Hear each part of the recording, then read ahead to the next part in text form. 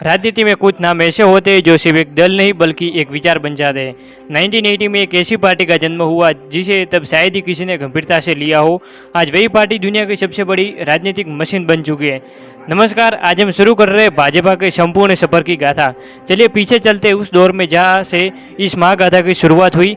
भाजपा को समझने के लिए हमें 1977 में जाना होगा। आपातकाल के बाद भारतीय जनसंघ का विलय जनता पार्टी में कर दिया गया था। उद्देश्य था लोकतंत्र को बचाना। अटल बिहारी वाजपेयी और लाल कृष्ण आडवाणी जैसे नेता उस सरकार में मंत्री थी भय बने, लेकिन जनता पार्टी का वह प्रयोग आंतरिक मतभेदों की भेंट चढ़ गया। मुख्य विवाद उठा दोहरी सदस्य यानी ड्यूल मेंबरशिप के मुद्दे पर। क्या जनता पार्टी के नेता आरएसएस के सदस्य रह सकते हैं? इसी खींचतान ने जनसंघ के पुराने साथियों को एक अलग राह सोचने पर मजबूर कर दिया। अप्रैल 1980 की वो तारीख 6 अप्रैल यानी भारतीय राजनीतिक पन्ने पलट गए।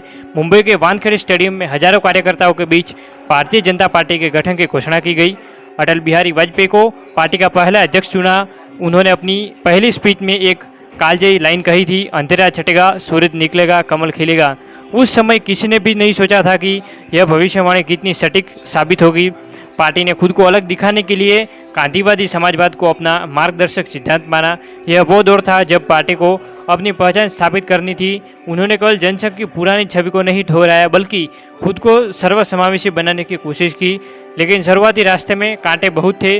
1984 के लोकसभा चुनाव में पार्टी की करार हार हुई। इंदिरा गांधी की हत्या के बाद बनी सहानुभूति लहर में भाजपा को सिर्फ 2 सीटें मिली, एक हनामकोंडा आंध्र प्रदेश से और दूसरी महसाणा गुजरात से।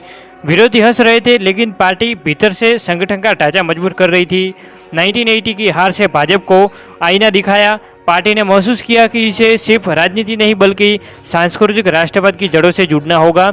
1986 में लाल कृष्ण आडवाणी को अध्यक्ष बनाया गया और पार्टी की विचारधारा में एक स्पष्ट बदलाव आया। 1989 के पालमपुर अधिवेशन में पार्टी ने राम जन्मभूमि मुद्दे को आधिकारिक तौर पर अपने एजेंडे में शामिल किया। अब भाजपा सिर्फ एक ही विपक्षी दल नहीं बल्कि एक आंदोलन की दिशा में कदम बढ़ा चुकी थी। 1980 से 1989 तक की यह यात्रा सिर्फ हार जीत की कहानी नहीं, यह एक विचार के संघर्ष की कहानी है। 90 दशक के अंत तक भाजपा ने वो जमीन तैयार कर ली थी जिससे आगे चलकर भारतीय राजनीति पूरी तरह से बदलने वाली थी। क्या यह हुआ था? यह 19 के दशक में रथ यात्रा और मंदिर आंदोलन ने कैसे देश की पिज़्ज़ा बदल दी, इसे जानने के लिए देखिए पार्ट 2। अगर यह जानकारी आपको पसंद आई तो सब्सक्राइब करना न भूलें। Thank you.